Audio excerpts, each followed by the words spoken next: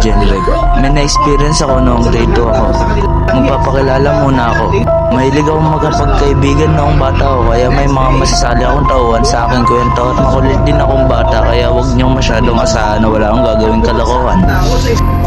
Wala pa kaming teacher noong time na yun. Papunta pa lang ang aming advisor sa aming silid-aralan. Dahil makukulit kaming mga bata ay naglalaro kami sa labas ng aming silid-aralan habang ang iba naming mga klase ay nasa loob. Naisip ko na umihi dahil naihihi na ako. Sinabi ko sa aking kaibigan na sila Josh, David, Mark na samahan ako sa CR. Pumayag sila at madilim sa CR. Noong oras na yon, dahil sira ang ilaw sa CR, sabi ko sa mga kaibigan ko na maghintay sila kasi saglit lang ako at pumayag sila. Noong nasa loob ako ng CR, yung mismong iihian namin ay sumigaw si Bella. Sabi niya, Jenreg, may nasa taas ng bintana. may bintana sa CR namin kung di ko nabanggit. At nagmadali ako at binuhusan ko ang ihi ko.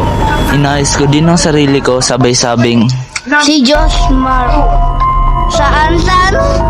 nakatulala si Josh Mark sa bintana.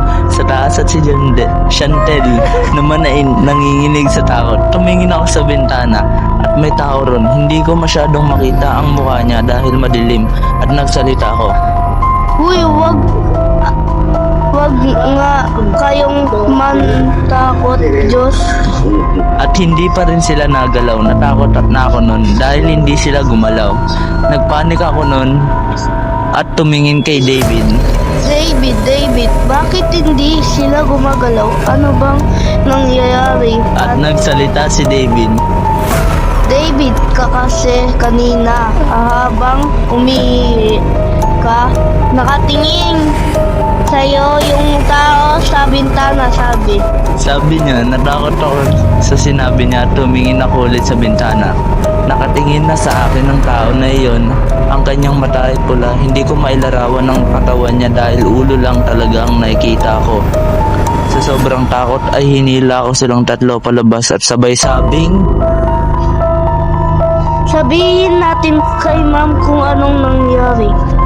dali-dali kaming pumunta sa silid-aralan namin at sinabi sa aming teacher kung maniwala man kayo o hindi.